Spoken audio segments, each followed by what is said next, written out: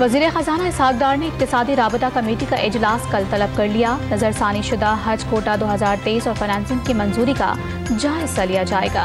PTI का PDM हुकूमत की एक साला कारकर्दगी का कच्चा चट्ठा सामने लाने का फैसला, नाकामियां उजागर की जाएंगी। इमरान खान आज PDM हुकूमत के खिलाफ वाइट पेपर जारी करेंगे। लीगी रहनुमा हसन इकबाल को पंजाब में पहले इंतखाबात से मसाइल पैदा होने के खदशात वाज़ेह कर दिया कि इंतखाबात एक साथ और अक्टूबर में मुकर्ररा वक्त पर होंगे। आईनी और सियासी बहरान को मुल्क के लिए खतरनाक करार दे दिया। तोशाखाना केस की जल्द समाअत से मुतालिक दरखास्त इस्लामाबाद की मकामी अदालत ने इमरान खान को 11 अप्रैल की सुबह 8:30 बजे तलब कर लिया।